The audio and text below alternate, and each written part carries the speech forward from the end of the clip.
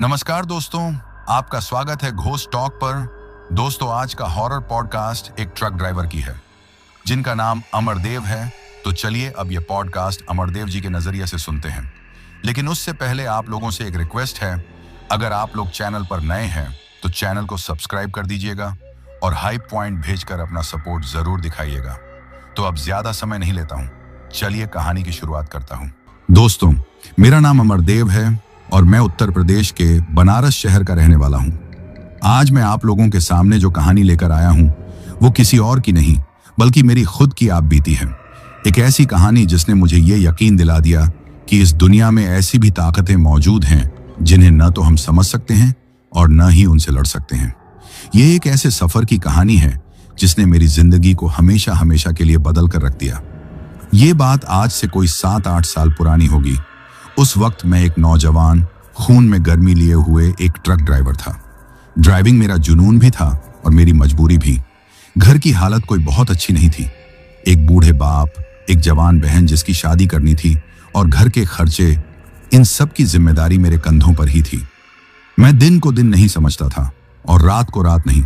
बस एक ही धुन सवार रहती थी कि कैसे भी करके ज्यादा से ज्यादा पैसा कमा लूं ताकि अपनी बहन की शादी किसी अच्छे घर में धूमधाम से कर सकूं। मैं एक लोकल ट्रांसपोर्ट कंपनी में काम करता था जहां कोई बहुत ज्यादा कमाई नहीं थी, बस दाल रोटी का जुगाड़ हो जाता था। मैं हमेशा किसी बड़े मौके की तलाश में रहता था। कोई ऐसा लंबा चक्कर लग जाए, कोई ऐसी पार्टी मिल जाए जो मुंह मांगा पैसा दे। मैं अक्सर अपने दोस्तों से, दूसरे ड्राइवरों से इस बारे में बात करता रहता था और फिर एक दिन वो मौका मेरे सामने खुद चलकर आया, या शायद मैं ही चलकर उस मौके के मुंह में चला गया था। मैं एक दिन ट्रांसपोर्ट अड्डे पर बैठा चाय पी रहा था कि मेरे एक पुराने जानने वाले ने मुझे बताया, अमरदेव, एक पार्टी है, बहुत मालदार लगती है। उन्हें एक भरोसेमंद ड्राइवर चाहिए। काम थोड़ा अजीब है पर पैसा बहुत तगड़ा दे रहे हैं। पैसे का नाम सुनते ही मेरे कान खड़े हो गए। मैंने उससे पूरी बात पूछी। उसने मुझे शहर के एक बड़े होटल का पता दिया और कहा कि शाम को 4 बजे वहां पहुंच जाना, एक साहब तुमसे मिलेंगे। मैं वक्त पर उस होटल पहुंच गया। वो एक बहुत बड़ा और महंगा होटल था जहां मुझ जैसे लोग जाने से भी कतराते हैं। मैं वहां रिसेप्शन पर पहुंचा और उस आदमी के बारे में बताया जिसने मुझे बुलाया था। कुछ देर बाद एक लंबा चौड़ा महंगी सफारी सूट पहने हुए अधेड़ उम्र का आदमी मेरे पास आया। उसकी आंखों में एक अजीब सी तेजी और गंभीरता थी जिसे देखकर कोई भी इंसान थोड़ा सहम जाए। उसने मुझे ऊपर से नीचे तक देखा और फिर एक कोने में ले जाकर बात करने लगा। उसने कहा, तुम्हारा नाम अमरदेव है? मैंने हाँ में सिर हिलाया। मैंने तुम्हारे बारे में सुना है, वो बोला, कि तुम एक ईमानदार और मजबूत जिगर वाले ड्राइवर हो। हमारे पास तुम्हारे लिए एक काम है। अगर तुमने ये काम सही सलामत कर दिया तो इतना पैसा मिलेगा कि तुम्हारी बहन की शादी किसी राजा महाराजा की तरह हो जाएगी। उसकी बात सुनकर मेरे दिल की धड़कन तेज हो गई। मैंने पूछा, साहब काम क्या है? उसने अपनी जेब से एक सिगरेट निकाली, उसे सुलगाया और एक गहरा कश लेते हुए बोला, तुम्हें बनारस के पास एक पुरानी हवेली से एक सामान उठाना है और उसे उत्तराखंड में पहाड़ों के अंदर एक हमारी निजी प्रॉपर्टी तक पहुंचाना है। सामान एक बड़ा सा पुराना लकड़ी का बक्सा है। सुनने में तो काम बिल्कुल सीधा साधा लग रहा था। मैंने कहा, ठीक है साहब, हो जाएगा, इसमें कौन सी बड़ी बात है। मेरी बात सुनकर वो हल्का सा मुस्कुराया, लेकिन उसकी मुस्कुराहट में खुशी नहीं बल्कि एक अजीब सी रहस्यमयी चेतावनी थी। उसने कहा, इतनी जल्दी मत करो, काम जितना सीधा लग रहा है उतना है नहीं, हमारी कुछ शर्तें हैं। जी बताइए, मैंने कहा। शर्त नंबर 1, वो अपनी उंगली उठाकर बोला, तुम ये सफर रात में शुरू करोगे और जब तक मंजिल पर पहुंच नहीं जाते तब तक कहीं भी ट्रक नहीं रोकोगे। चाहे कुछ भी हो जाए, ट्रक रुकना नहीं चाहिए। खाने पीने का इंतजाम हम तुम्हें रास्ते के लिए करके देंगे। मुझे ये शर्त थोड़ी अजीब लगी। रात भर बिना रुके गाड़ी चलाना बहुत मुश्किल और खतरनाक होता है। शर्त नंबर 2, वो आगे बोला, तुम उस बक्से के बारे में कोई सवाल नहीं पूछोगे। उसके अंदर क्या है ये जानने की कोशिश भी नहीं करोगे और भूल कर भी उसे खोलने की गलती तो बिल्कुल मत करना। अब मेरा माथा ठनका। ये कैसी शर्त थी? और शर्त नंबर 3, जो सबसे जरूरी है, उसकी आवाज अब और भी गंभीर हो गई थी। तुम रास्ते में किसी को भी लिफ्ट नहीं दोगे, चाहे कोई बूढ़ा हो, बच्चा हो या कोई औरत। चाहे कोई कितना भी मजबूर क्यों ना लगे, तुम्हारा ट्रक किसी के लिए नहीं रुकेगा। ये सारी शर्तें सुनकर मेरे अंदर एक अजीब सी घबराहट होने लगी थी। ये कोई मामूली डिलीवरी का काम नहीं लग रहा था। मैंने एक पल के लिए सोचा कि मना कर दूं, लेकिन फिर मुझे मेरी बहन का चेहरा याद आया, मेरे बूढ़े बाप की उम्मीदें याद आईं। उस आदमी ने शायद मेरे चेहरे का डर पढ़ लिया था। उसने अपनी जेब से नोटों की एक मोटी गड्डी निकाली और मेरी तरफ बढ़ाते हुए कहा, ये 50,000 रुपए हैं एडवांस, बाकी के 1.5 लाख रुपए तुम्हें सामान पहुंचाने पर मिलेंगे। 2 लाख रुपए। मैंने अपनी जिंदगी में इतने पैसे एक साथ नहीं देखे थे। उस रकम ने मेरे डर पर लालच का पर्दा डाल दिया। मैंने कांपते हुए हाथों से वो एडवांस पकड़ लिया और हाँ कह दी। अगले दिन शाम को मुझे उस हवेली पर पहुंचना था।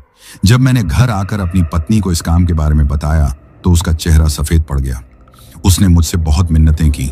जी, मेरा दिल बहुत बेचैन हो रहा है, आप ये काम मत करो। ये लोग और इनकी शर्तें मुझे ठीक नहीं लग रही हैं। पैसे का क्या है, हम मेहनत मजदूरी करके कमा लेंगे। लेकिन मैं लालच और जिद में अंधा हो चुका था। मैंने उसे डांट कर चुप करा दिया। रात को जब मैं निकलने के लिए तैयार हो रहा था तो वो रोते हुए मेरे पास आई और मेरे हाथ में एक चांदी का ताबीज बांध दिया। वो बोली, ये हनुमान जी का ताबीज है, इसे अपने से अलग मत करना और भगवान के लिए अपना ध्यान रखना। मैं उसकी बातों को अनसुना करके घर से निकल गया। मैं ट्रक लेकर उस पते पर पहुंचा जो मुझे दिया गया था। शहर से लगभग 20 किलोमीटर बाहर एक बिल्कुल वीरान और सुनसान इलाके में वो हवेली थी। दोस्तों, मैं आपको क्या बताऊं, वो कोई हवेली नहीं बल्कि एक खंडहर था। ऐसा लग रहा था जैसे सदियों से वहां कोई आया गया ना हो। चारों तरफ बड़ी बड़ी झाड़ियां और एक अजीब सी मनहूसियत फैली हुई थी। दिन के उजाले में भी उस जगह को देखकर किसी के भी रोंगटे खड़े हो जाएं। मैं ट्रक लेकर गेट के अंदर गया। वहां 4-5 लोग पहले से ही मेरा इंतजार कर रहे थे। उनके चेहरे भी बिल्कुल सपाट और भावहीन थे। उन्होंने बिना कोई बात किए मुझे हवेली के पिछले हिस्से में आने का इशारा किया और फिर मैंने उस बक्से को देखा। वो कोई मामूली बक्सा नहीं था। वो शीशम की लकड़ी का बना हुआ एक बहुत ही बड़ा और भारी संदूक था। उस पर पीतल की नक्काशी की हुई थी और चारों तरफ पुराने जंग खाए हुए ताले लगे हुए थे। उसे देखकर ही लग रहा था कि वो कोई मामूली सामान नहीं बल्कि कोई बहुत पुरानी और रहस्यमय चीज है। उन लोगों ने बड़ी मुश्किल से उस बक्से को उठाकर मेरे ट्रक में रखा। उसे रखते हुए भी वो लोग आपस में कोई बात नहीं कर रहे थे, बस इशारों में एक दूसरे को कुछ बता रहे थे। जब बक्सा ट्रक में रख दिया गया तो उनमें से एक ने मुझे एक टिफिन और पानी की बोतलें दी और बिना कुछ बोले हवेली के अंधेरे में गायब हो गए। मैं कुछ देर तक वहीं खड़ा रहा। मेरे दिल में एक अजीब सा डर बैठ गया था। एक बार तो मन में आया कि यहीं सब कुछ छोड़कर भाग जाऊं, लेकिन फिर वो 50,000 रुपये याद आए। मैंने खुद को दिलासा दिया, अमरदेव, डर मत, तुझे बस सामान पहुंचाना है, इसमें क्या बड़ी बात है। यही सोचकर मैंने ट्रक का तिरपाल उस बक्से पर अच्छी तरह से डाल दिया, अपनी पत्नी का दिया हुआ ताबीज छुआ, हनुमान जी का नाम लिया और ट्रक स्टार्ट करके उस मनहूस हवेली से बाहर निकल आया। शाम अब रात में बदल रही थी। मैं हाईवे पर था। मेरे ट्रक में पीछे वो रहस्यमय बक्सा पड़ा था। मेरी जेब में एडवांस के पैसे थे और मेरे दिल में एक अनजाना सा खौफ था। मुझे उस वक्त जरा भी अंदाजा नहीं था कि यह सफर मुझे सिर्फ उत्तराखंड की पहाड़ियों तक नहीं बल्कि डर और खौफ की उन गहराइयों में ले जाने वाला था जहां से वापसी का कोई रास्ता नहीं होता। दोस्तों, जैसा कि मैंने आपको बताया, मैं उस मनहूस हवेली से उस भारी भरकम और रहस्यमय बक्से को लेकर निकल चुका था। बनारस शहर की जानी पहचानी गलियां और रोशनियां पीछे छूटती जा रही थीं और मेरा ट्रक अंधेरे हाईवे पर अपनी रफ्तार पकड़ रहा था। शुरू के 1-2 घंटे तो सब कुछ बिल्कुल सामान्य सा लगा। ट्रक की घरघराहट, सड़क पर लगे मील के पत्थरों का पीछे छूटना और दूर किसी गांव से आती कुत्तों के भौंकने की आवाज, ये सब हम ड्राइवरों के लिए रोज की बात है। मेरे मन में तरह तरह के ख्याल आ रहे थे। एक तरफ तो उन 2 लाख रुपयों का लालच था जिससे मेरी बहन की जिंदगी संवर सकती थी। मैं मन ही मन में शादी की तैयारियों के सपने देखने लगा था। मैं सोच रहा था कि कैसे मैं अपनी बहन के लिए अच्छे से अच्छे गहने बनवाऊंगा, सबसे अच्छा वाला टेंट लगवाऊंगा और पूरे गांव को दावत दूंगा। इन ख्यालों से मेरे चेहरे पर एक मुस्कान आ जाती थी, लेकिन फिर दूसरे ही पल मुझे उस हवेली का वीरानापन, उन अजीब से लोगों के भावहीन चेहरे और उस साहब की बताई हुई वो 3 अजीब शर्तें याद आ जाती थीं और मेरे शरीर में एक सिहरन सी दौड़ जाती थी। मेरा मन कहता था, अमरदेव, दाल में कुछ तो काला है। कोई इतने सीधे काम के लिए इतना पैसा क्यों देगा? मैं खुद को ही तसल्ली देता, अरे छोड़ भी दे, तुझे क्या लेना देना, तेरा काम है बक्से को पहुंचाना पैसे लेना और चलते बनना। बक्से के अंदर चाहे सोना चांदी हो या कुछ और, तुझसे क्या मतलब। मैं इसी उधेड़ बुन में अपनी ही धुन में गाड़ी चलाता जा रहा था। रात करीब 10 बजे का वक्त होगा। हाईवे अब काफी हद तक सुनसान हो चुका था। इक्का दुक्का ट्रक ही मेरे आसपास से गुजर रहे थे। सड़क बिल्कुल सपाट और सीधी थी। मैं एक ही रफ्तार से ट्रक चला रहा था कि तभी एक बहुत ही भारी और गहरी आवाज ट्रक के पिछले हिस्से से आई। आवाज ऐसी थी जैसे कोई बहुत भारी चीज अपनी जगह से खिसक कर जोर से नीचे गिरी हो। मेरा पूरा ट्रक एक पल के लिए कांप गया। मैंने तुरंत ब्रेक लगाया और ट्रक को सड़क के किनारे खड़ा कर दिया। मेरा दिल जोर जोर से धड़कने लगा था। मेरे दिमाग में सबसे पहला ख्याल यही आया, वो बक्सा। मैंने ट्रक की हेडलाइट बंद नहीं की और घबराते हुए नीचे उतरा। मैंने अपनी जेब से एक छोटी टॉर्च निकाली और कांपते हुए हाथों से ट्रक के पिछले हिस्से का तिरपाल हटाने लगा। मैंने उन लोगों को देखा था कि उन्होंने बक्से को मोटे मोटे रस्सों से कितनी मजबूती से बांधा था, तो फिर वो अपनी जगह से हिल कैसे सकता है। मैंने तिरपाल का एक कोना उठाया और टॉर्च की रोशनी अंदर मारी। जो मैंने देखा उससे मेरी हैरानी और बढ़ गई। वो बक्सा ठीक उसी जगह पर था जहां उसे रखा गया था। रस्से भी उतने ही कसे हुए थे। उसमें 1 इंच का भी फर्क नहीं आया था। तो फिर वो आवाज कैसी थी। मैं कुछ देर तक वहीं खड़ा सोचता रहा। फिर मैंने खुद को समझाया, हो सकता है गाड़ी के सस्पेंशन की आवाज हो या शायद टायर के नीचे कोई पत्थर आ गया होगा। यही सब सोचकर मैंने तिरपाल वापस ठीक किया और केबिन में आकर बैठ गया। लेकिन अब मेरे दिल की धड़कन नॉर्मल नहीं हो रही थी। वो अनजाना डर जो कुछ देर के लिए दब गया था, अब फिर से मेरे मन पर हावी होने लगा था। मैंने पानी की बोतल उठाई, 2 घूंट पानी पिया और ट्रक फिर से आगे बढ़ा दिया। अब मैं पहले से ज्यादा सतर्क होकर गाड़ी चला रहा था। मेरे कान पूरी तरह से चौकन्ने थे। मैं हर छोटी बड़ी आवाज पर ध्यान दे रहा था। करीब आधा 1 घंटा और गुजरा होगा। अब मैं उत्तर प्रदेश का बॉर्डर पार करके उत्तराखंड की तरफ बढ़ने वाले रास्ते पर था। पहाड़ी इलाका धीरे धीरे शुरू होने वाला था। तभी मुझे केबिन के अंदर एक अजीब सी महक आने लगी। दोस्तों, वो कोई जानी पहचानी महक नहीं थी। वो किसी पेट्रोल, डीजल या किसी मरे हुए जानवर की बदबू नहीं थी। वो एक बहुत ही अजीब और पुरानी सी महक थी। जैसे बहुत पुरानी सीलन लगी हुई लकड़ी की महक हो, जिसमें चंदन और कपूर की हल्की हल्की खुशबू भी मिली हुई हो। और उसके साथ एक और गंध थी जिसे मैं पहचान नहीं पा रहा था। एक हल्की सी धात्विक यानी मेटालिक सी गंध, जैसे पुराने जंग लगे हुए लोहे की होती है। ये महक धीरे धीरे तेज होती जा रही थी। ऐसा लग रहा था जैसे ये ट्रक के पिछले हिस्से से उसी बक्से के अंदर से रिसकर केबिन तक आ रही हो। मैंने जल्दी से अपनी खिड़की का शीशा नीचे कर दिया ताकि ताजी हवा अंदर आ सके। लेकिन हवा के झोंके के साथ भी वो अजीब सी महक जाने का नाम नहीं ले रही थी। वो जैसे हवा में ही घुल गई थी, मेरे नथुनों में बस गई थी। अब मेरा जी मिचलाने लगा। मैं पूरी तरह से परेशान हो चुका था। पहले वो आवाज और अब ये अजीब सी महक। मैंने सोचा कि अब चाहे कुछ भी हो जाए, मैं आगे किसी ढाबे या चाय की दुकान पर ट्रक रोकूंगा ही रोकूंगा। उस साहब की शर्त गई भाड़ में। जिंदगी से बढ़कर कुछ नहीं होता। मैं यही सब सोच रहा था और अपनी नजरें सड़क पर गड़ाए हुए था। चारों तरफ घना अंधेरा था। दूर दूर तक कोई रोशनी नहीं थी। मैं उस महक से ध्यान हटाने के लिए जोर जोर से हनुमान चालीसा का पाठ मन ही मन में करने लगा।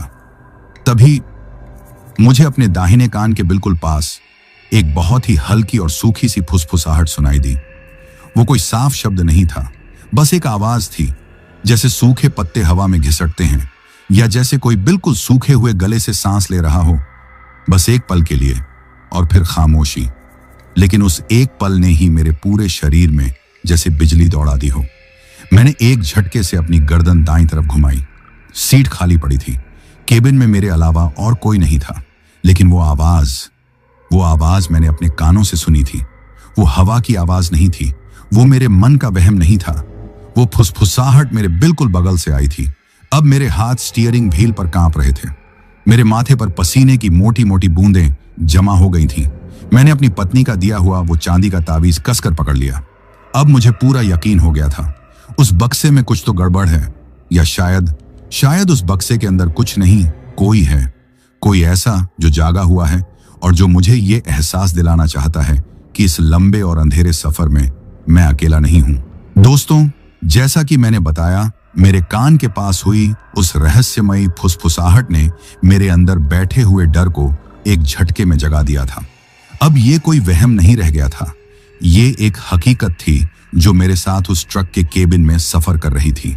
मेरा दिल इतनी जोर जोर से धड़क रहा था कि मुझे उसकी आवाज साफ सुनाई दे रही थी। मेरे हाथ स्टीयरिंग व्हील पर बुरी तरह से कांप रहे थे और गाड़ी बार बार सड़क पर हल्की हल्की लहरा रही थी। मुझे डर था कि कहीं मेरा संतुलन बिगड़ न जाए और मैं किसी हादसे का शिकार न हो जाऊं। मैंने अपनी पत्नी के दिए हुए चांदी के तावीज को अपनी कमीज के अंदर से निकालकर मुट्ठी में भींच लिया। उस ठंडे धातु का स्पर्श होते ही मुझे एक पल के लिए हिम्मत मिली। मैंने सोचा कि जो भी है, जैसा भी है, मुझे उसका सामना तो करना ही पड़ेगा। मैंने गाड़ी की रफ्तार थोड़ी धीमी कर ली और अपना पूरा ध्यान सामने अंधेरी सड़क पर लगाने की कोशिश करने लगा। पहाड़ी रास्ता अब शुरू हो चुका था और सड़क पर हल्के फुल्के मोड़ आने लगे थे। मैं उस अजीब सी महक और उस फुसफुसाहट को अपने दिमाग से निकालने की कोशिश कर रहा था। मैंने सोचा कि शायद दिन भर की थकान और रात के अकेलेपन की वजह से मेरा दिमाग ही मेरे साथ खेल खेल रहा है। हम ड्राइवरों के साथ अक्सर ऐसा होता है, जब हम कई कई रातें लगातार जाग कर गाड़ी चलाते हैं तो हमें अजीब अजीब चीजें दिखने और सुनाई देने लगती हैं। मैं भी खुद को यही यकीन दिलाने की नाकाम कोशिश कर रहा था। अभी मैं इन ख्यालों में डूबा हुआ ही था कि एक और अनहोनी हुई। मैं एक हल्के से मोड़ पर ट्रक को घुमा रहा था। रफ्तार भी कोई ज्यादा नहीं थी, मुश्किल से 40-50 की रही होगी। तभी अचानक मुझे ऐसा महसूस हुआ जैसे ट्रक के पिछले हिस्से में रखा वो हजारों किलो का बक्सा एक ही झटके में अपनी जगह से खिसक कर ट्रक के बाईं ओर आ गया हो। यह कोई मामूली झटका नहीं था दोस्तों। ऐसा लगा जैसे ट्रक का सारा वजन अचानक एक तरफ हो गया हो। ट्रक बुरी तरह से बाईं तरफ झुका और एक पल के लिए तो ऐसा लगा कि वो अभी पलट जाएगा। मेरा दिल उछलकर मेरे मुंह में आ गया। मैंने पूरी ताकत से स्टीयरिंग को दाईं तरफ घुमाया ताकि ट्रक का संतुलन बना सकूं। टायरों की एक तेज छर्रर की आवाज हुई और ट्रक सड़क पर बुरी तरह से लहराता हुआ वापस सीधा हुआ। मैं इतना डर गया था कि मैंने तुरंत ब्रेक लगाकर ट्रक को वहीं सड़क के किनारे रोक दिया। मेरे हाथ पैर अभी भी कांप रहे थे। ये नामुमकिन था। वो बक्सा इतने मजबूत रस्सों से बंधा हुआ था कि ट्रक के पलटने पर भी शायद वो अपनी जगह से न हिलता। तो फिर वो इस तरह कैसे खिसक सकता था? ये कोई साधारण भौतिकी का नियम नहीं था, ये कुछ और था। ऐसा लगा जैसे उस बक्से की अपनी मर्जी हो और उसने जानबूझकर मुझे डराने के लिए या शायद मुझे मारने के लिए ये हरकत की थी। मैं उस साहब की पहली शर्त तोड़ चुका था। चाहे कुछ भी हो जाए, ट्रक रुकना नहीं चाहिए। लेकिन उस वक्त मुझे किसी शर्त की परवाह नहीं थी। मुझे अपनी जान की परवाह थी। मैं कुछ देर तक हांफता हुआ सीट पर बैठा रहा। फिर मैंने हिम्मत करके दरवाजा खोला और नीचे उतरा। मुझे ताजी हवा की सख्त जरूरत थी। मैं फिर से टॉर्च लेकर ट्रक के पिछले हिस्से में गया। मैंने फिर से तिरपाल हटाकर देखा और मेरा शक यकीन में बदल गया। वो बक्सा ठीक बीचों बीच अपनी असली जगह पर ही रखा हुआ था। रस्से भी उतनी ही मजबूती से बंधे थे। वहां ऐसा कोई निशान नहीं था जिससे लगे कि वो हिला भी है। अब मेरे दिमाग ने काम करना बंद कर दिया था। मैं समझ नहीं पा रहा था कि ये सब क्या हो रहा है। क्या मैं सच में पागल होता जा रहा हूं या फिर उस बक्से के अंदर सच में कोई ऐसी ताकत है जो मेरे साथ खेल खेल रही है? मैं हार कर वापस केबिन में आकर बैठ गया। मैंने फैसला किया कि अब मैं यहां एक पल भी और नहीं रुकूंगा। जितनी जल्दी हो सके इस बला को इसकी मंजिल तक पहुंचाकर अपनी जान छुड़ाऊंगा। मैंने ट्रक स्टार्ट किया ही था कि तभी केबिन के अंदर की लाइट, जो अब तक ठीक ठाक जल रही थी, वो अचानक किसी डिस्को की लाइट की तरह तेजी से जलने बुझने लगी और फिर एक झपकी के साथ पूरी तरह से बंद हो गई। मैंने स्विच को ऑन ऑफ करके देखा पर लाइट नहीं जली। मैंने सोचा चलो लाइट ही तो खराब हुई है, कोई बात नहीं। लेकिन फिर मेरी नजर ट्रक के डैशबोर्ड पर लगे म्यूजिक सिस्टम पर पड़ी। वो एक पुराना कैसेट वाला प्लेयर था जो बंद पड़ा था। अचानक उसके अंदर से एक तेज की आवाज आई, जैसे कोई खाली कैसेट को जबरदस्ती चलाने की कोशिश कर रहा हो, और फिर वो भी बंद हो गया। अब केबिन के अंदर सिर्फ ट्रक की हेडलाइट की रोशनी थी जो बाहर सड़क पर पड़ रही थी और बाकी हर तरफ घना अंधेरा था। तभी उस अंधेरे और खामोशी के बीच मुझे वो आवाज सुनाई दी, एक बहुत ही धीमी, दबी हुई और दर्द भरी आवाज।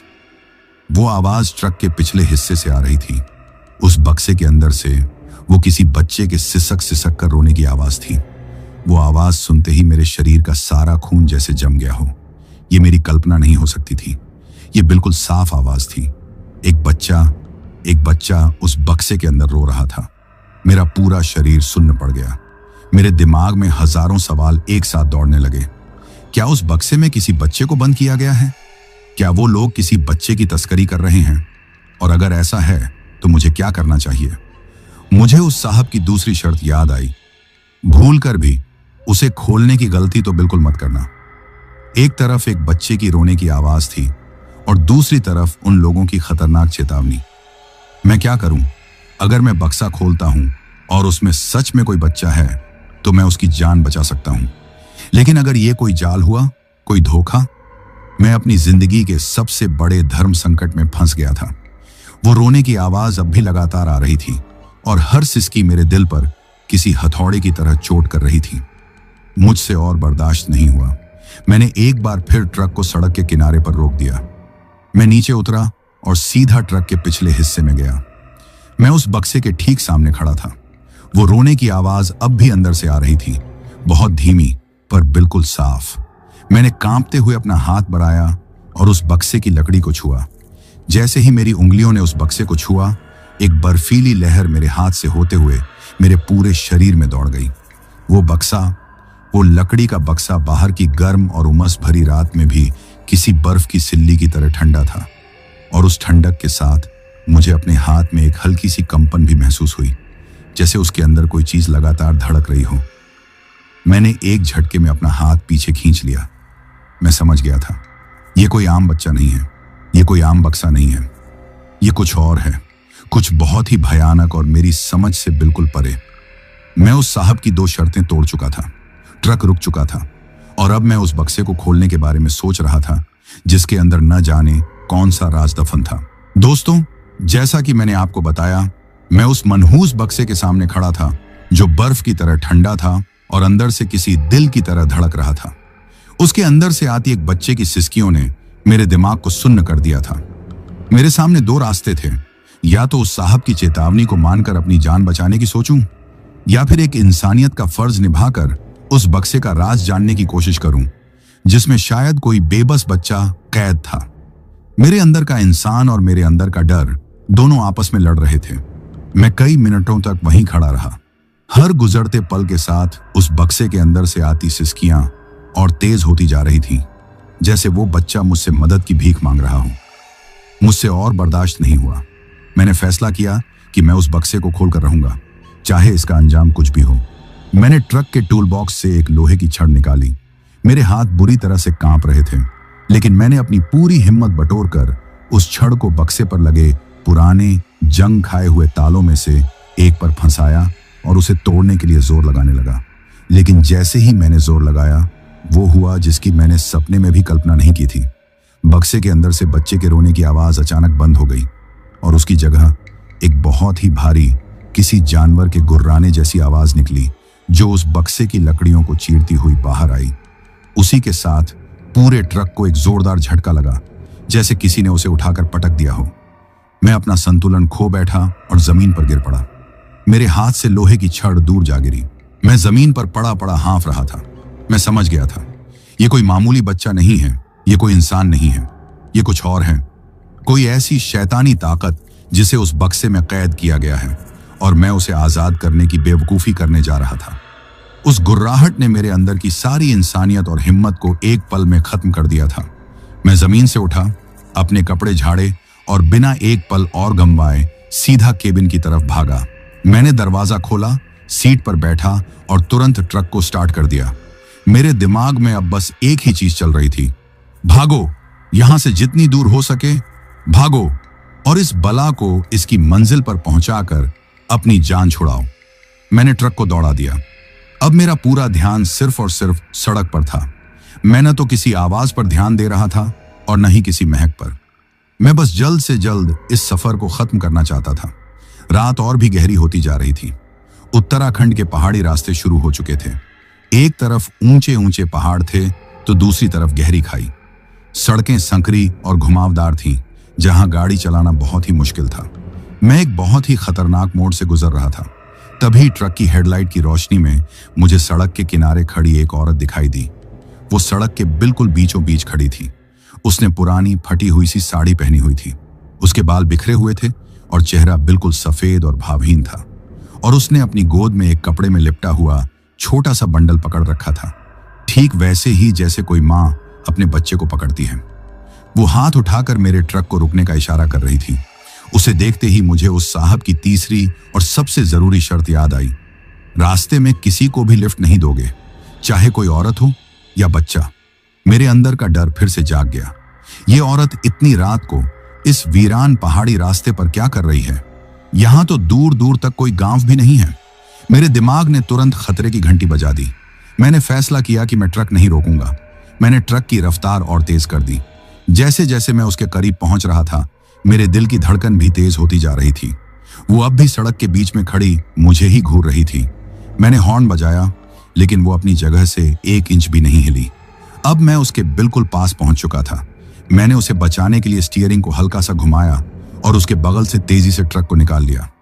मैंने राहत की सांस ली कि चलो, बला टली। मैंने उत्सुकतावश साइड वाले शीशे में पीछे की तरफ देखा, ये जानने के लिए कि वो औरत अब कहां है, लेकिन शीशे में मुझे पीछे कोई दिखाई नहीं दिया। सड़क बिल्कुल खाली थी।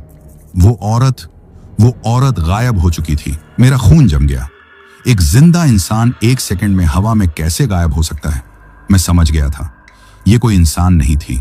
ये भी उसी बक्से से जुड़ी कोई बला थी जो मुझे रोकने की, मुझे भटकाने की कोशिश कर रही थी। मैं और ज्यादा डर गया और मैंने ट्रक की रफ्तार और भी तेज कर दी। मैं बस उस जगह से दूर भाग जाना चाहता था। मैं अपनी नजरें सामने सड़क पर गड़ाए हुए था और खुद को हिम्मत दे रहा था कि अब कुछ नहीं होगा। तभी मुझे अपनी बगल वाली पैसेंजर सीट पर कुछ हलचल महसूस हुई। मैंने डरते डरते धीरे धीरे अपनी गर्दन घुमाकर बगल वाली सीट पर देखा, और जो मैंने देखा उसे देखकर मेरी सांस मेरे गले में ही अटक गई। वो औरत, वही औरत जिसके पास से मैं अभी अभी गुजरा था, अब वो मेरे बगल वाली सीट पर बैठी हुई थी। वही फटी हुई साड़ी, वही बिखरे हुए बाल और वही सफेद भावहीन चेहरा। उसकी गोद में अब भी वो कपड़े में लिपटा हुआ बंडल था। वो चुपचाप बैठी थी, न हिल रही थी न डुल रही थी, बस अपनी खाली और बेजान आंखों से सामने सड़क को देखे जा रही थी। मैं चीखना चाहता था, चिल्लाना चाहता था, ट्रक रोककर बाहर कूद जाना चाहता था, लेकिन मेरे शरीर ने मेरा साथ छोड़ दिया था। मैं पत्थर का बन चुका था। मेरे हाथ स्टीयरिंग व्हील पर जम गए थे और मेरे पैर एक्सेलरेटर पर। मैं उस भयानक अलौकिक वजूद के साथ एक ही केबिन में कैद था, और मेरा ट्रक मुझे मेरी मर्जी के खिलाफ एक अनजान मंजिल की तरफ लिए जा रहा था। अब मुझे नहीं पता था कि मेरा सफर कहां खत्म होगा, उस साहब की बताई हुई मंजिल पर या फिर किसी गहरी खाई के अंधेरे में। दोस्तों, जैसा कि मैंने आपको बताया, वो औरत या जो भी कोई वो बला थी, अब मेरे बगल वाली पैसेंजर सीट पर आकर बैठ चुकी थी। मेरी हालत उस चूहे जैसी थी जिसे सांप ने अपनी कुंडली में जकड़ लिया हो। मैं न तो हिल सकता था, न बोल सकता था, और न ही सोच समझ सकता था। मेरे हाथ किसी मशीन के पुर्जे की तरह अपने आप स्टीयरिंग व्हील को संभाले हुए थे और मेरे पैर एक्सेलरेटर पर दबे हुए थे। लेकिन ये सब कौन करवा रहा था, ये मैं नहीं जानता था। ऐसा लग रहा था जैसे मेरे शरीर पर अब मेरा अपना कोई काबू नहीं रह गया है। केबिन के अंदर एक असहनीय खामोशी छाई हुई थी। वो खामोशी किसी भी शोर से ज्यादा भयानक थी। मैं अपनी सांस भी बहुत धीरे धीरे ले रहा था, इस डर से कि कहीं मेरी सांस की आवाज से वो औरत मेरी तरफ देख न ले। मैं सीधे सामने सड़क पर देखने का नाटक कर रहा था, लेकिन मेरी आंखों के कोने उसी पर टिके हुए थे। वो बिल्कुल शांत एक पत्थर की मूर्ति की तरह बैठी थी। उसकी गोद में कपड़े में लिपटा वो बंडल था, और उसकी खाली बेजान नजरें सामने अंधेरी सड़क को घूर रही थीं। मेरे दिमाग में हजारों सवाल किसी तूफान की तरह उठ रहे थे। ये कौन है? ये मेरे ट्रक में कैसे आई? और सबसे बड़ा सवाल, ये चाहती क्या है? क्या इसका उस बक्से से कोई लेना देना है? क्या उस बक्से के अंदर से आती बच्चे के रोने की आवाज और इसकी गोद में रखे इस बंडल का आपस में कोई संबंध है? कहीं ऐसा तो नहीं कि उस बक्से में उस बच्चे की आत्मा कैद है और ये उसकी मां है? ये ख्याल आते ही मेरे पूरे शरीर में एक बर्फीली लहर दौड़ गई। अगर ये सच है तो मैं किसी मामूली भूत प्रेत के चक्कर में नहीं, बल्कि किसी बहुत ही दर्दनाक और गहरी कहानी में फंस गया हूं। मुझे उस साहब की बातें याद आ रही थीं, उसकी चेतावनियां याद आ रही थीं। अब मुझे समझ आ रहा था कि उसने मुझे किसी को लिफ्ट देने से मना क्यों किया था। शायद उसे पता था कि इस सफर में मुझे इस तरह की चीजें मिलेंगी। मैं इन ख्यालों में डूबा हुआ डर और दहशत के बीच गाड़ी चलाता जा रहा था। पहाड़ी रास्ते और भी संकरे और खतरनाक होते जा रहे थे। कई बार तो ऐसा लगता कि ट्रक का एक टायर सड़क के किनारे हवा में है, लेकिन गाड़ी बिल्कुल सधी हुई चल रही थी, जैसे उसे चलाने वाला इन रास्तों का पुराना माहिर हो। शायद वो अब भी वहीं थी, ड्राइविंग सीट पर रमेश की तरह, और मैं बस एक पुतला था जो उसकी जगह पर बैठा हुआ था। करीब आधा घंटा और गुजर गया होगा। वो आधा घंटा मेरी जिंदगी का सबसे लंबा और सबसे भयानक आधा घंटा था। हर एक सेकंड 1 साल के बराबर लग रहा था। मैं बस इंतजार कर रहा था कि कब ये औरत कुछ करेगी, कुछ बोलेगी या मुझे कोई नुकसान पहुंचाएगी। और फिर उसने कुछ किया। वो जो अब तक एक मूर्ति की तरह सामने देख रही थी, उसने बहुत ही धीरे धीरे, किसी धीमी गति की फिल्म की तरह अपनी गर्दन घुमाई और मेरी तरफ देखा। दोस्तों, मैं उस पल को शब्दों में बयां नहीं कर सकता। उसकी वो खाली आंखें जब मेरी आंखों से मिली तो मुझे ऐसा लगा जैसे मेरे शरीर के अंदर की सारी ऊर्जा किसी ने एक पल में खींच ली हो। उसकी आंखों में न गुस्सा था, न नफरत, न कोई और भाव। वो बिल्कुल खाली थी, जैसे 2 गहरे अंधेरे कुएं हों जिनमें कोई झांके तो कभी वापस ना आ पाए। वो बस मुझे देखे जा रही थी, बिना पलकें झपकाए। मैं इतना डर गया कि मैंने एक पल के लिए स्टीयरिंग व्हील से अपना कंट्रोल खो दिया और गाड़ी सड़क के किनारे की तरफ जाने लगी।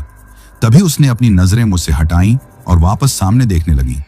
जैसे ही उसने नजरें हटाईं, मेरा शरीर फिर से मेरे काबू में आ गया। मैंने जल्दी से स्टीयरिंग घुमाकर ट्रक को वापस सड़क पर किया। मैं हाँफ रहा था। मुझे समझ नहीं आ रहा था कि वो क्या चाहती है। वो मुझे सिर्फ देखकर डराना चाहती है या फिर कुछ और ही उसके मन में चल रहा है। तभी उसने कुछ और किया। उसने अपना दाहिना हाथ, जो अब तक उसकी गोद में था, बहुत धीरे धीरे उठाया। उसकी उंगलियां लंबी और सूखी लकड़ियों जैसी लग रही थीं, और उसने अपनी उस उंगली से सामने की तरफ इशारा किया। वो हाईवे पर आगे की तरफ इशारा नहीं कर रही थी। वो सड़क के बाईं ओर अंधेरे में डूबे हुए एक बहुत ही संकरे और कच्चे रास्ते की तरफ इशारा कर रही थी। वो रास्ता इतना ज्यादा झाड़ियों और पेड़ों से ढका हुआ था कि अगर वो इशारा न करती तो शायद मुझे वो दिखाई भी नहीं देता। ऐसा लग रहा था जैसे उस रास्ते पर सालों से कोई गया ना हो। उसका इशारा एक हुक्म जैसा था। वो चाहती थी कि मैं ट्रक को उस अनजान और भयानक रास्ते पर मोड़ दूं। मेरे दिमाग ने फिर से काम करना शुरू कर दिया। मेरा काम ट्रक को उत्तराखंड की उस प्रॉपर्टी तक ले जाना था जिसका पता मुझे दिया गया था। अगर मैं रास्ता भटक गया तो मैं उन लोगों को क्या जवाब दूंगा? और ये औरत मुझे इस भुतहे रास्ते पर क्यों ले जाना चाहती है? कहीं ये कोई जाल तो नहीं है? कहीं ये मुझे किसी ऐसी जगह तो नहीं ले जाना चाहती जहां से मैं कभी वापस ही ना आ सकूं? मैं एक और धर्म संकट में फंस गया था। मैं उसकी बात मानूं या ना मानूं? तभी जैसे मेरे सवाल का जवाब देने के लिए ही मुझे ट्रक के पिछले हिस्से से, उसी बक्से के अंदर से एक बार फिर उस बच्चे की सिसकियों की आवाज सुनाई दी। इस बार वो आवाज पहले से ज्यादा दर्द भरी और तेज थी। ऐसा लग रहा था जैसे वो बच्चा अपनी मां के इशारे को समझ गया हो और मुझसे उस रास्ते पर जाने की जिद कर रहा हो। अब मेरे सामने तस्वीर बिल्कुल साफ थी। उस औरत, उस बच्चे और उस बक्से का आपस में कोई गहरा और दर्दनाक रिश्ता था, और वो तीनों मुझसे कुछ चाहते थे। मैंने एक लंबा और गहरा सांस लिया।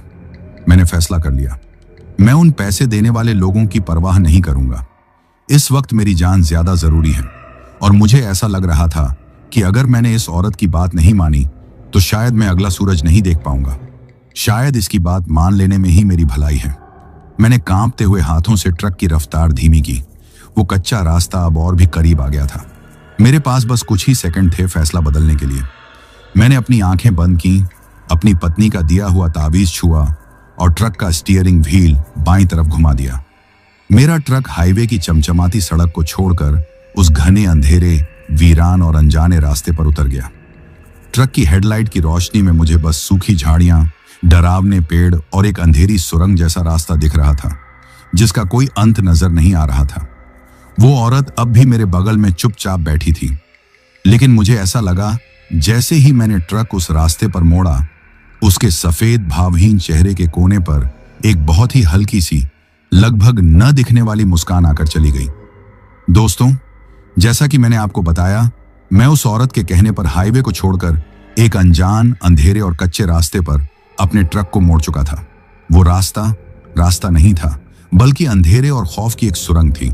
सड़क इतनी ज्यादा संकरी और ऊबड़ खाबड़ थी कि ट्रक हिचकोले खाते हुए चल रहा था। दोनों तरफ ऊंचे ऊंचे घने पेड़ थे, जिनकी शाखाएं आपस में मिलकर एक छत जैसी बना रही थीं, जिससे चांद की हल्की फुल्की रोशनी भी जमीन तक नहीं पहुंच पा रही थी। मेरी ट्रक की हेडलाइट ही थी जो उस घने अंधेरे को चीरने की नाकाम कोशिश कर रही थी। केबिन के अंदर मौत जैसा सन्नाटा था। वो औरत अब भी मेरे बगल में एक पत्थर की मूर्ति की तरह बैठी थी, बिल्कुल शांत, बिल्कुल स्थिर। और ट्रक के पिछले हिस्से से उस बच्चे की सिसकियों की आवाज अब भी हल्की हल्की आ रही थी। मैं एक ऐसी बारात का दूल्हा बन गया था जिसमें बाराती भूत थे और मंजिल शमशान से भी ज्यादा भयानक लग रही थी। मेरे दिमाग में बस एक ही सवाल घूम रहा था, ये औरत मुझे कहां ले जा रही है? करीब 15-20 मिनट तक उस भयानक रास्ते पर चलने के बाद वो रास्ता एक खुली जगह पर जाकर खत्म हुआ। सामने का नजारा देखकर मेरे रोंगटे खड़े हो गए। पेड़ों का वो घना जंगल खत्म हो गया था और सामने एक बड़ी सी खाली जमीन थी, और उस खाली जमीन के बीचों बीच मेरी ट्रक की हेडलाइट की रोशनी में एक पुराना टूटा फूटा और जला हुआ सा घर दिखाई दे रहा था। वो कोई हवेली नहीं थी, बस एक छोटा सा पहाड़ी मकान था जिसकी छत गिर चुकी थी, दीवारें काली पड़ चुकी थीं और खिड़कियों की जगह बस अंधेरे गड्ढे दिखाई दे रहे थे। उस घर के बगल में एक बहुत बड़ा, पुराना और सूखा हुआ पेड़ खड़ा था, जिसकी टहनियां किसी कंकाल के हाथों की तरह आसमान की तरफ उठी हुई थी। उस जगह को देखकर ही कोई भी बता सकता था कि यहाँ कोई बहुत बड़ा और दर्दनाक हादसा हुआ है। उस जगह की हवा में एक अजीब सी उदासी और मातम घुला हुआ था। जैसे ही मेरे ट्रक की रोशनी उस जले हुए घर पर पड़ी, मेरे बगल में बैठी उस औरत ने अपना हाथ उठाकर मुझे रुकने का इशारा किया। मैंने कांपते हुए पैरों से ब्रेक लगाया और ट्रक को उस घर से थोड़ी दूरी पर रोक दिया, और जैसे ही ट्रक रुका, इंजन अपने आप बंद हो गया। केबिन में एक बार फिर वही दिल दहला देने वाली खामोशी छा गई। अब क्या? मैं यही सोच रहा था कि तभी उस औरत ने फिर से बहुत धीरे धीरे अपनी गर्दन घुमाई और मेरी तरफ देखा। उसकी खाली आंखों में इस बार एक अजीब सी उम्मीद और एक हुक्म का मिला जुला भाव था। उसने एक पल मुझे देखा और फिर अपनी नजरें घुमाकर ट्रक के पिछले हिस्से की तरफ इशारा किया, जहां वो मनहूस बक्सा रखा हुआ था, और फिर उसने उस जले हुए घर की तरफ देखा। वो कुछ बोल नहीं रही थी, लेकिन मैं उसका इशारा बिल्कुल साफ साफ समझ गया था। वो चाहती थी कि मैं उस बक्से को ट्रक से नीचे उतारूं और उस खंडहर बन चुके घर के अंदर ले जाऊं। ये ख्याल आते ही मेरे पूरे शरीर ने जवाब दे दिया, नहीं, ये मैं नहीं कर सकता। वो बक्सा इतना भारी था कि उसे 4-5 लोग मिलकर भी बड़ी मुश्किल से हिला पा रहे थे। मैं अकेला उसे कैसे उतार सकता था? और उस भुतहे खंडहर के अंदर जाने की बात तो मैं सोच भी नहीं सकता था। मैंने डर के मारे न में अपनी गर्दन हिला दी, और दोस्तों, मेरा इतना करना था कि जैसे मैंने किसी सोए हुए ज्वालामुखी को लात मार दी हो। जैसे ही मैंने न में सिर हिलाया, उस औरत का शांत चेहरा एक पल में बदल गया। उसके चेहरे पर एक भयानक दर्द और गुस्से का भाव तैर गया। केबिन के अंदर का तापमान अचानक इतना गिर गया कि मुझे लगा मेरी सांसें जम जाएंगी, और ट्रक के पिछले हिस्से से, उस बक्से के अंदर से जो बच्चे के रोने की आवाज आ रही थी, वो अब रोना नहीं बल्कि एक दर्दनाक चीख में बदल गई थी। पूरा का पूरा ट्रक किसी खिलौने की तरह जोर जोर से हिलने लगा। केबिन के अंदर ऐसा महसूस हो रहा था जैसे कोई अदृश्य ताकत मुझे मेरी सीट के अंदर दबाने की कोशिश कर रही हो, मेरा दम घोंटने की कोशिश कर रही हो। मैं समझ गया, मेरे पास कोई और रास्ता नहीं है। अगर मुझे जिंदा रहना है तो मुझे वही करना होगा जो ये चाहती है। मैंने कांपते हुए, गिड़गिड़ाते हुए हाँ में सिर हिलाया, और जैसे ही मैंने हाँ कहा, ट्रक का हिलना बंद हो गया। केबिन के अंदर का दबाव कम हो गया। उस बक्से के अंदर से आती चीखें भी वापस सिसकियों में बदल गईं। मैं एक हारी हुई बाजी का हारा हुआ सिपाही था। मैंने कांपते हुए ट्रक का दरवाजा खोला और नीचे उतरा।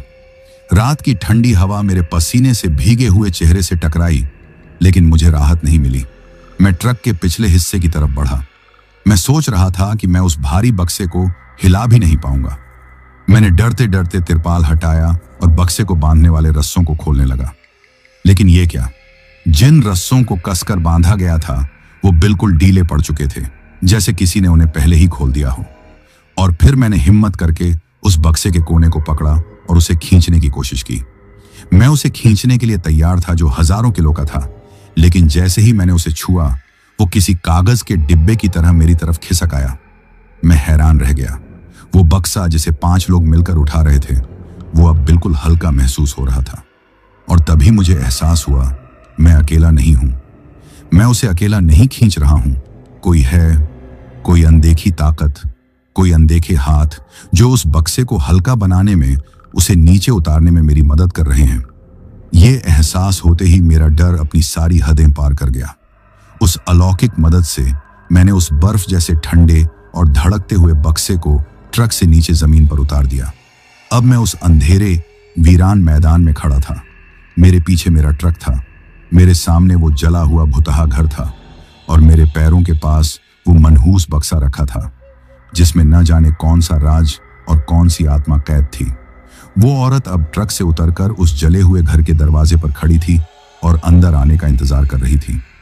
मैं एक ऐसे अनजाने और भयानक अनुष्ठान का हिस्सा बन चुका था जिसका मकसद और जिसका अंजाम मैं बिल्कुल नहीं जानता था।